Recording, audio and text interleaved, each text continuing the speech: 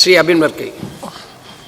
Sir, ഊരാളുങ്ങളുമായി ബന്ധപ്പെട്ടുകൊണ്ട് at A time എടുക്കാൻ പറ്റുന്ന വർക്കുകളുടെ എമൗണ്ടുമായി ബന്ധപ്പെട്ട് 2018 തന്നെ ഒരു CAG റിപ്പോർട്ട് ഉണ്ടായിരുന്നതായി ശ്രദ്ധയിൽപ്പെട്ടിട്ടുണ്ട്.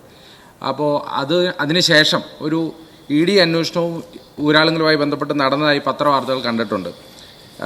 ഈ അറ്റ് എ ടൈം കുറേയധികം വർക്കുകൾ ഹോൾഡ് ചെയ്ത ഒരു കമ്പനിയാണ് ഊരാളുങ്കൽ എന്ന് മൊത്തത്തിൽ പറയപ്പെടുന്നുണ്ട്. ഈ കഴിഞ്ഞ 10 കൊല്ലക്കാലത്തിനുള്ളിൽ ഊരാളുങ്കൽ ലേബർ കോപ്പറേറ്റീവ് സൊസൈറ്റിക്ക് സർക്കാർ എത്ര രൂപയുടെ വർക്കുകൾ കൊടുത്തിട്ടുണ്ട് എന്നും അവരുടെ സബ്സിഡറി കമ്പനി, കാരണം ഇപ്പോൾ അയ്യപ്പ സംഗമം നടത്തിയത് ഊരാളുങ്ങളുടെ സബ്സിഡറി കമ്പനിയായ ഇവൻറ്റ് മാനേജ്മെൻ്റ് ആണ് എന്ന് പറയപ്പെടുന്നുണ്ട്. അപ്പോൾ അവരുടെ സബ്സിഡറി കമ്പനികൾ മുഖേനയും എത്ര കോടി രൂപയുടെ വർക്കുകൾ കൊടുത്തിട്ടുണ്ടെന്നും ഇതിൽ എത്ര കോടി രൂപയുടെ വർക്ക് ടെൻഡർ മുഖേന കൊടുത്തിട്ടുണ്ടെന്നും ടെൻഡർ ഇല്ലാതെ കൊടുത്തിട്ടുണ്ടെന്നുള്ളതും ഒന്ന് വ്യക്തമാക്കാം.